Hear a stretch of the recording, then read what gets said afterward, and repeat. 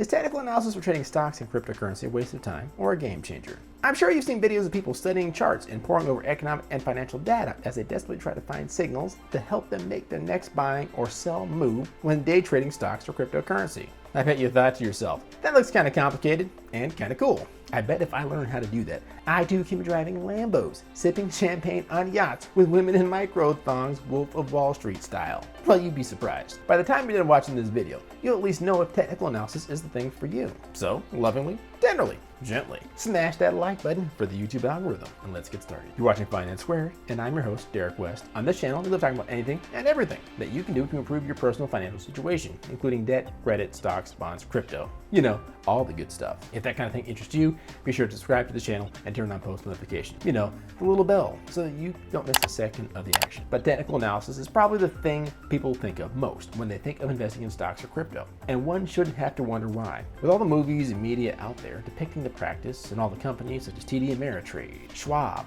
and others selling you platforms that allow you to trade based on signals and other things, when you think of trading, you're thinking of technical analysis. But what is it really? Technical analysis is basically a way to evaluate investment opportunities based almost entirely on price trends and patterns that one sees in charts made up of trends and quote-unquote signals. A person who adheres to technical analysis is someone who believes that past trading activity and price changes of an asset or asset class can be a valuable indicator of the security's future price movements. In fact, they believe it so much so that they base their entire trading strategy on this analysis. This is in stark contrast to fundamental analysis, which I did a video on in the relatively recent past. See, if you had subscribed to this channel, you would have already seen the video and you'd know exactly what I'm talking about. But fundamental analysis focuses on a company's financials rather than the historical patterns or stock trends. Almost inspired by the warning that investment companies give you at the end of every commercial. You know the one, when they say past performance is not indicative of future results, or some such nonsense. Now that nonsense is absolutely true, which is why people who adhere to fundamental analysis look into the fundamentals of every stock that they purchase. Fundamental analysis is the hallmark of the buy and hold investing strategy for any and all assets, stocks, crypto, real estate,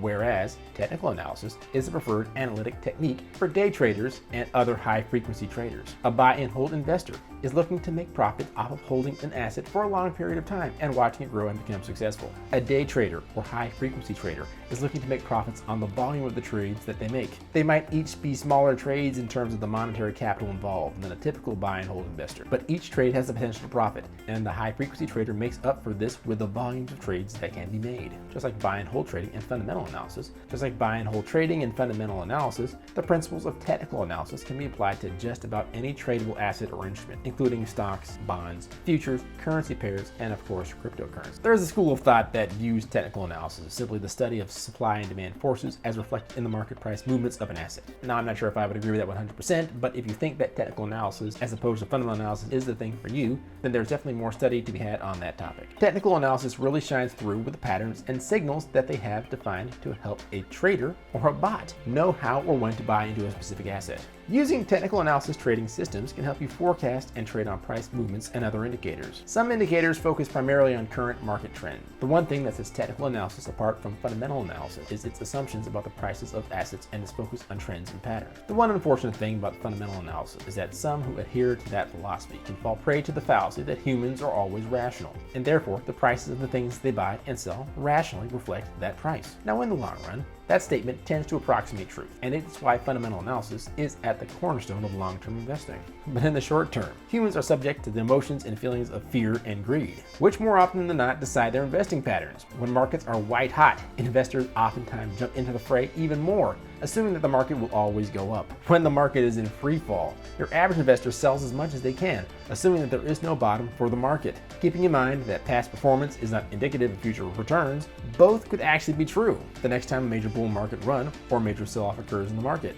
By that I mean, during the next major bull run, it might not ever stop. Or during the next major sell-off, the market might actually go to zero. That said though, if we're students of history and trends, we know that's not true. There is always a bottom to the market, and it's typically not zero. And after all the dead weight gets out, that market proceeds to grow steadily into the future. And at the top of every flaming hot market is a pin waiting to pop the bubble. And that's where technical analysis comes into play. What are the average trends and patterns that one can apply to markets? Well, let's first look at some fundamental assumptions. Efficiency theory. Charles Dow. Yes, that Charles Dow of the Dow Jones Industrial Average, and also the co-founder of the Wall Street Journal. he released a series of editorials discussing technical analysis theory. In his writings, he listed 2 assumptions that have become the tried and true framework from which technical analysis has formed its myriad of theories. Firstly, markets are efficient with values representing factors that influence a security's price. But secondly, random market price movements appear to move in identifiable patterns and trends that tend to repeat over time. That second assumption is key. What can seem like random price movements can oftentimes have patterns that are associated to them. But from those 2 assumptions flowed all of technical analysis, including 3 generally accepted modern assumptions,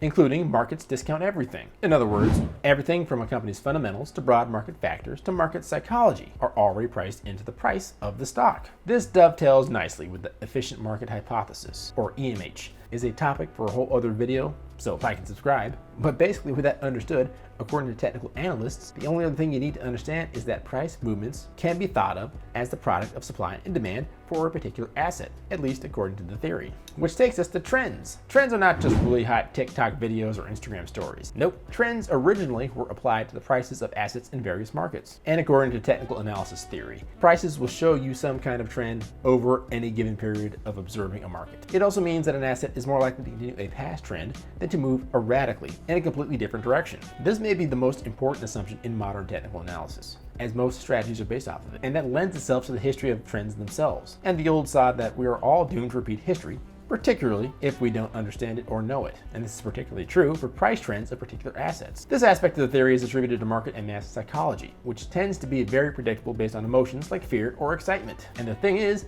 that a lot of these patterns and trends have been around for over 100 years. Not all, but they're still believed to be quite relevant in today's markets for all types of assets, stocks, futures, forex, crypto, etc. But like anyone who follows my channel would know, there's an upside and a downside to just about everything, including technical analysis of assets to trade them for profit.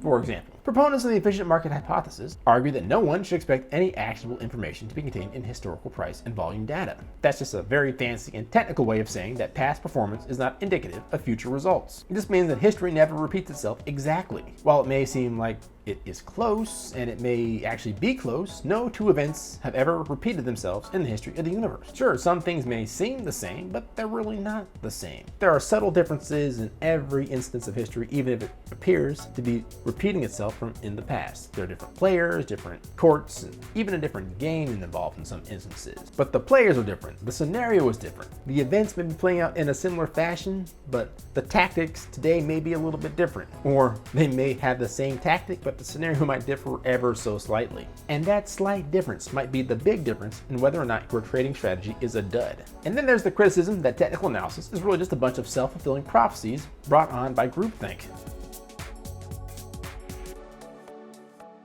Let's take a look at an example. Join me, if you will, in imagining a famous and influential technical analyst who places a stop-loss order below the 200-day moving average for a certain company. If a large number of traders do the exact same thing based off of the influence of that famous trader, and the stock reaches that price, there will be a large number of sell orders, which will push the stock down, confirming the movement traders anticipated. This is when other technical traders will pick up the scent of that trend and get in on it, reinforcing the trend's strength. Now, sure, the technical analyst was correct, but was it because his influence helped to fulfill his prophecy, or because the stock really was going to move in that direction? You can see this in a lot of asset price trends over the years, including everything from gold, to GameStop, to Bitcoin, to Dogecoin. The list goes on and on. In the end, does it reflect the price of the asset 3 to 6 months down the line? In quite a few cases, including the ones that I mentioned, the answer was no. But that said, technical analysis can still be very powerful, particularly if you're in the mood for high-frequency trading. You should be in the mood for high-frequency finance content, the sort of thing that we provide here on Finance Squared. Be sure to get your dose by subscribing to the channel and turning on post notifications so you don't miss a pulse-pounding second of the action. As a matter of fact, we have a video coming out on some of the most important patterns and trends that technical analysis rely on to help them profit on their trades. And it's being produced as we speak. You're not going to want to miss it. And while you're at it, like this video if you liked this video. And be sure to drop a comment with your thought on technical analysis. Is it all bull hockey? Is it your financial bread and butter? I can tell you, we're all dying to know. And remember, a goal without a plan is a wish. A goal with a plan and no action is a wish list. Thanks for watching this video, guys. I'll catch you next time. Peace.